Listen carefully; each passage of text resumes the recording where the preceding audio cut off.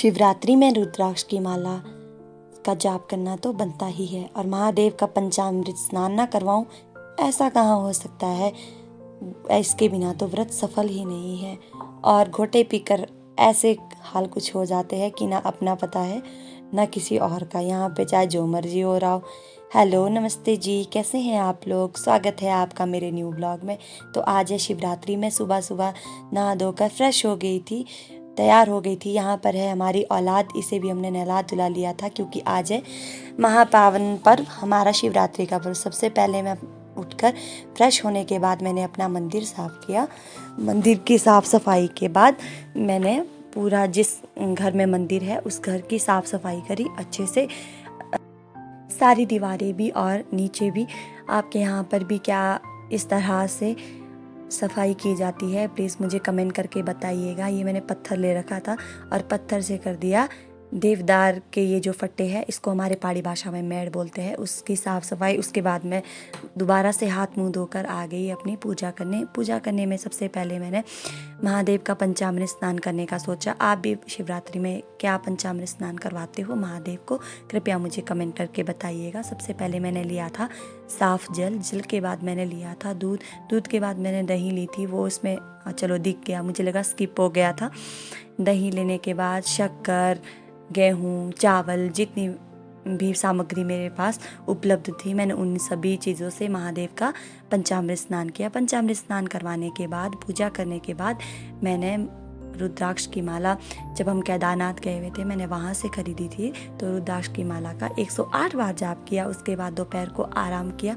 सो तो नहीं सकते थे लेकिन फिर ऐसे आराम किया और डाटा ख़त्म किया। ये है मेरी डॉगी, इसका नाम है टॉमी। टॉमी को रोटी खिलाई दिन को, और तब तक मेरे पति हमारे लिए बाज़ार से फल फ्रूट ले आए थे। आज हमारा व्रत था तो इसीलिए शाम का टाइम आ गया था। यहाँ पर मेरे पति और मेरा भतीजा प्राणिका को देख रहे हैं। हम लोग जा रहे हैं मंदिर में रात्रि जागरण करने।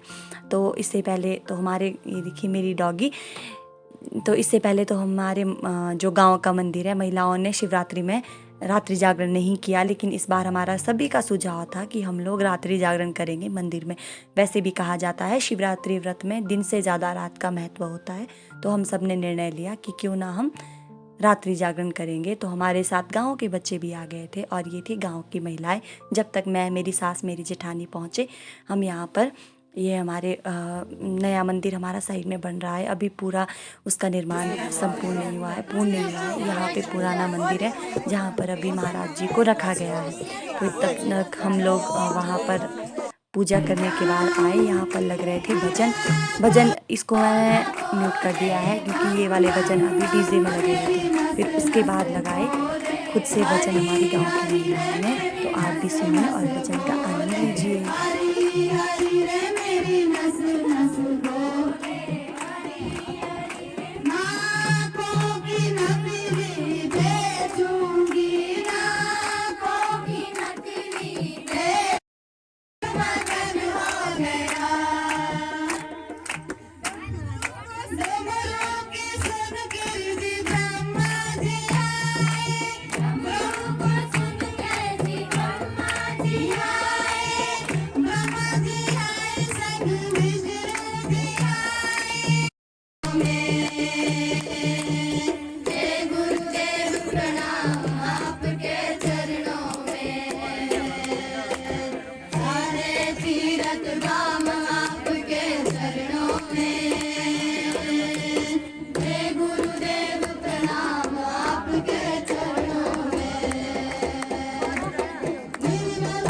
उसके बाद बारी आई मेरे भजन गाने की। एक मैंने गाया था सबसे पहले शिव की स्तुति, उसके बाद राधा रानी का भजन गाया था थोड़ी फास्ट बीट में।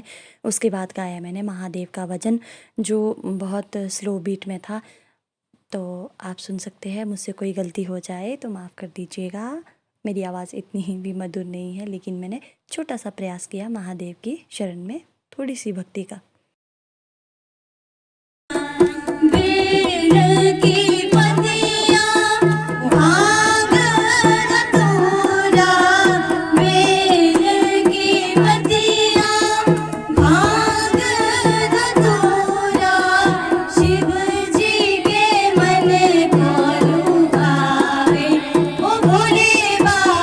शिव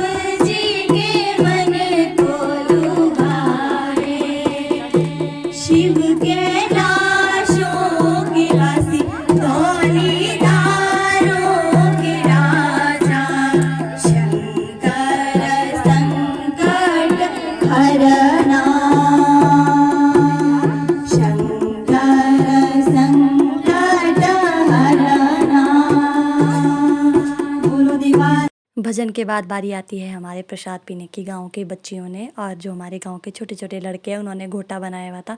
तो घोटा हमने पहले तो प्रसाद के तौर पे लिया, लेकिन हमें बाद में बहुत ज़्यादा टेस्टी लगा और हमने दो दो तीन तीन बार पिया। मैंने तो 2 बार पिया, कई थे जिन्होंने 2 बार पिया। वैसे मैक्सिमम जो गाँव की महिलाएँ थी उन्होंने एक एक बार पिया, थोड़ा थोड़ा प्रसाद के तौर पर।